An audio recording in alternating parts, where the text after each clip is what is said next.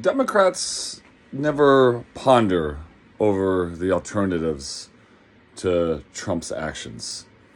They need to get more cynical very soon. Democrats, it seems like they're always celebrating and educating while the Republicans plot and scheme. This is why the Democrats and their leadership almost always seem off guard. Doesn't it seem that way? That they're always just like one step behind because they're too... It almost seems like it's always they play by the rules, conducting business in the Senate and Congress on precedent and norms or whatever good boy and good girl phrase that they, adhere by. I mean, that's right, and that's good, of course, for sure. Times are different now, though, and, unfortunately, most of the Republicans have no honor or adhere to the Founding Fathers' principles anymore. They just don't. So, we have to play the game differently, immediately. I think that the Democrats are starting to realize this, but they need to fully embrace it. Right now, they need to fully embrace that. The Supreme Court could be one target, right? You could organize visits to the courthouse, protesting, could call every day, could put together commercials or messages on billboards, whatever it may be. Alito's wife was at the January 6th insurrection, right?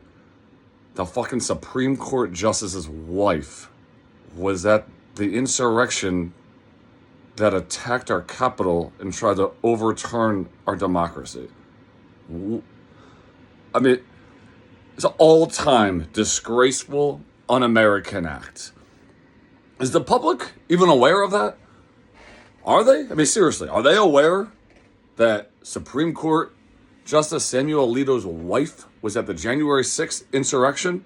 How did the Democrats not expose this more and ingrain it in the American people's mind? Right? It set you up right there for one. I feel like even on the campaign trail a couple months ago, I don't even know if that was ever brought up once. That should have been way more out front. So that's one way to proceed. And not what Trump and his poodles do, right? The lies spread, purposeful propaganda, pumped through social media like a poisonous venom. It's just so disgusting. Biden did not make us look bad like that. This does, right? Doing that shit is what makes us look bad. Not what Biden was doing. He wasn't doing any shit like that.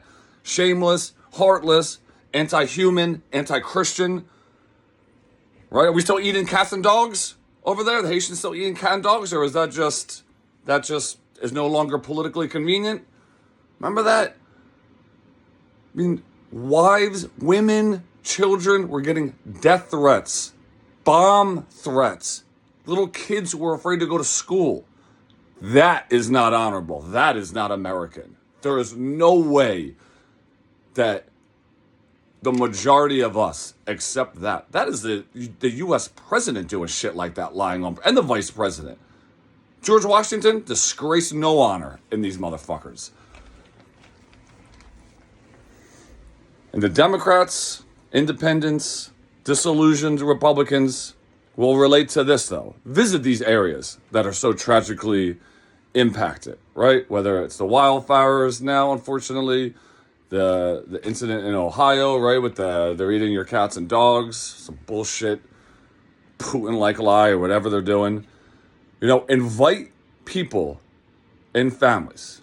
This is what some part of the Democratic strategy should be, or like I said, the independents, disillusioned Republicans, pro-freedom, pro-democracy coalition that we have to form.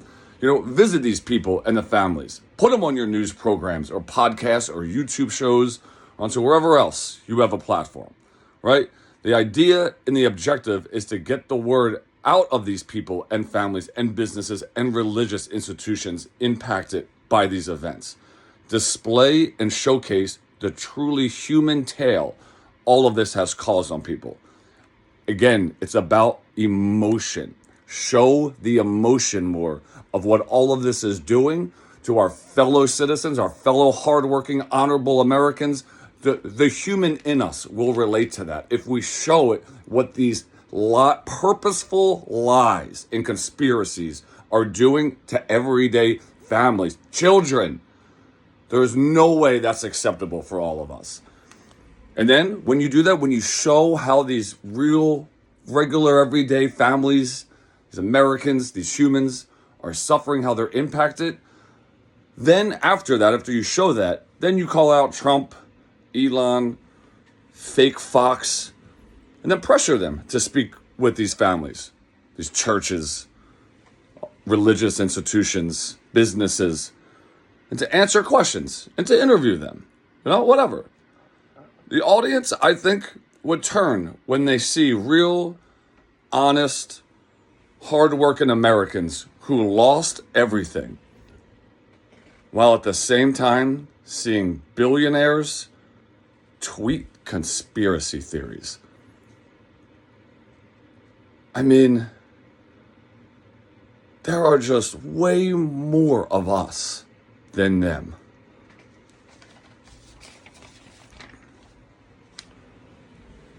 And then with that,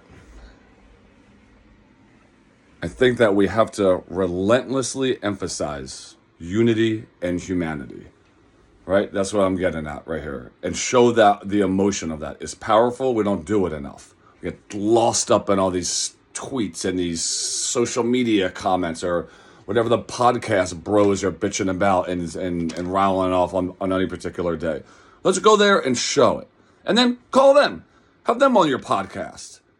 Go see what the damage is when you see real tears, when you see real people's emotions, when you see the impact, or when you hear it for all of us. There are a ton of good-hearted, badass, honorable people out there, and we must make it known that we are all in this together. But my fear is that we're all so scattered, we're not connecting, and thus unknown about this network of unity that I think is begging for some type of web to weave us all together. Because there is a chance that fear or apathy will creep in more and more with each passing day that Trump hurls threats, which he will relentlessly, thus making the web more difficult to weave. But we make America great. We do. All of us that have way more in common and do not want that. That is not American leadership. That is not what, is that what you're taught in your church? Is that what you're taught growing up in elementary school? I mean, it's just so ridiculous. That's not who we are. It's not the majority of us. It's not what we want to see. It's not what we want to live by. It's not the role models that we want to have. Not these pitiful podcast bros. Two-faced libertarians. So weak but obsessed with telling everyone else what masculinity looks like. Full of threats, fear, and lies. That's what they do. Threats, fear, lies. I guess that's masculine? What a bunch of toe-sucking squids. 1776, not January 6th.